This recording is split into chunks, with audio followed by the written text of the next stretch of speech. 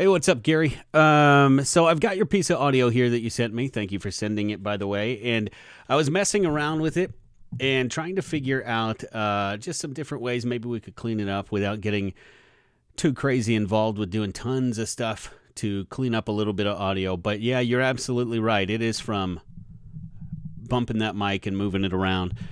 So that can be tough and not much to solve.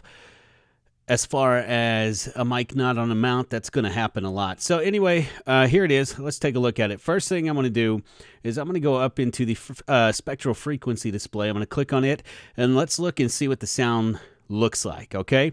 So these are your bump artifacts. What it sounds like, there was a breath in there too. But if you get into it and you look, they're all over the place in this thing. And so it's just a little bit of this and that all over.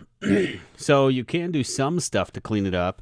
On Mac, if you do Command U, it does an auto heal. And so it takes it kind of right out. But test of the logic. If I go through here and I just pick out some of these spikes and I just do that all over, yeah, this would take me forever, but it's going to clean it up quite a bit. Now, this is only a 4-second piece of audio, so I can just fly right through here and do that over and over. Let's listen to it now. This is a test of the Logitech microphone that came with Rock Band. Tons better, right? Just from doing that. But like I said, look how much work I had to do on a 4-second piece of audio. So that's not very practical, but you can do it if you have a good take of something that's really short, you know, and you don't mind going through there. This is just in spectral frequency display. Get an idea what it looks like. It's usually these spikes like this. Kind of knock some of them down. Look, there's one I missed right there. You see it down there? And you can kind of knock some of those down, and it'll fix quite a bit of that noise, quite a bit of that mess back there. So that's one way, kind of tedious to do it. So now let's go into effects, go to noise reduction and restoration.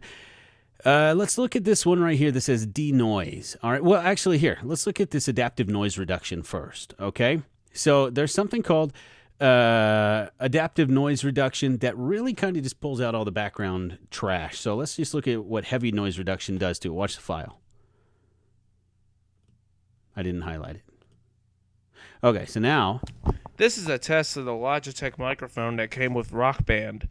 So it sounds a little better. You can just delete that stuff This there. is a test of the... A little bit better. Not perfect. Not at all perfect. Sorry, that's my wife's alarm. All right, so now let's go into this denoise. And now what this is something very similar to that adaptive noise reducer I was just showing you. But this deals more with frequency. So you can do a heavy noise reduction or a light noise reduction here. I made one from playing around with it specific for this track. And all it is a heavy noise reduction, but I switched its focus to focus on these mid frequencies only. So now let's listen when I put on the Gary Chapman mic noise, and let's listen to it now. Maybe. This is a test of the Logitech microphone that came with Rock Band. Whole lot better, right? And so all it is going into the effect, noise and reduction or whatever. Let's check it out. So it's effects, noise reduction, restoration, and then go to denoise. And if you click on heavy noise reduction, then switch the frequency to this middle one right here to focus on just the mid frequencies. Hit apply. This is a test of the Logitech microphone that came with Rock Band. So that's cleaning it up a ton, right? You can see and you can tell all this. That's going away. This is getting knocked down a lot. But you're right. There's some spikes all throughout it, and those are going to be hard to get rid of. So let's see what else we can do.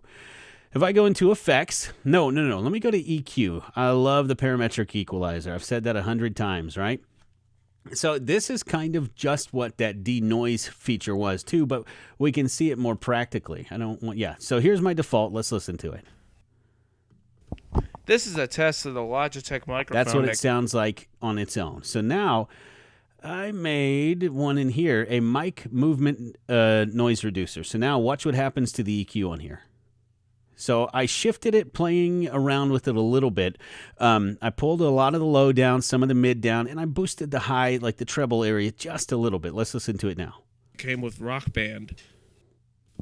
This is a test of the Logitech microphone that came with Rock Band. I think that sounds pretty good. Let me apply that to the whole track. And then if I pop this, you know what? Let's apply that to the whole track and try this. I didn't do this yet. Let me highlight the area there, go to the reliable noise reduction process, capture that noise print, select the whole file, apply it. Let's see what it sounds like now. I'm going to cut that off. This is a test of the Logitech microphone that came with Rock Band.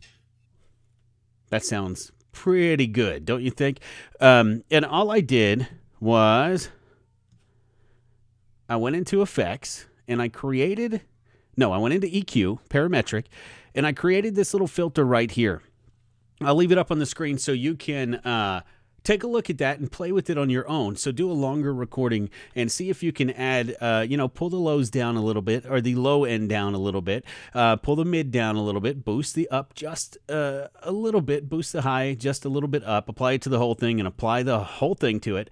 And then let's do that noise reduction on the end and see if that can't clean up some of the issues you're having with that. See what it sounds like. This is a test of the Logitech microphone that came with Rock Band.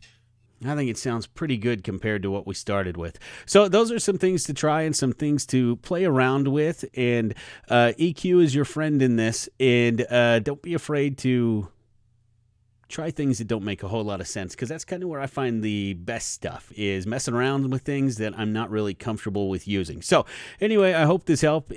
If you have any questions, email, text, call, let me know what you think. Thanks a lot.